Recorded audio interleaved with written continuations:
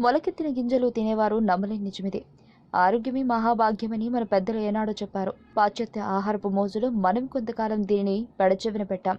తీరా దాని ఫలితాలు దారుణంగా ఉండడంతో భూమి గుండ్రంగా ఉంది అన్నట్టుగా మళ్లీ క్రమంగా పూర్వీకుల ఆహారపు అలవాట్లలోకి మళ్లుతున్నాం.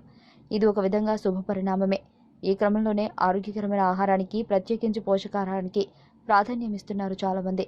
కండపుష్టికి ప్రోటీన్ ఆహారమే ప్రాణం. ప్రత్యేకించి వృక్ష సంబంధమైన ప్రోటీన్ కావాల్సి వస్తే ఇటీవల కాలంలో ఎక్కువ మంది మొలకెత్తిన గింజలపైన దృష్టి పెడుతున్నారు.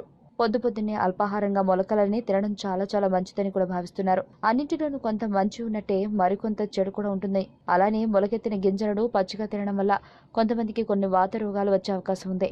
ముఖ్యంగా కడుపులో వికారం, కడుపుబ్బరం వంటి సమస్యలు తలెత్తే ప్రమాదం ఉంది.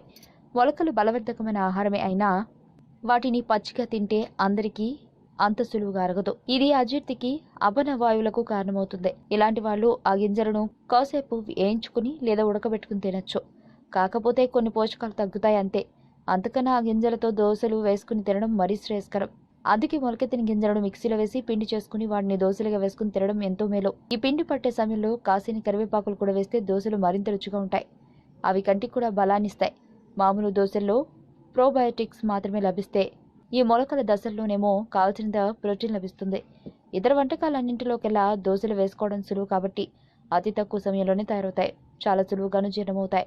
కాబట్టి అన్ని రకాల వృత్తుల వారికి, అన్ని వయసుల వారికి ఎంతో అనువుగా ఉంటాయి.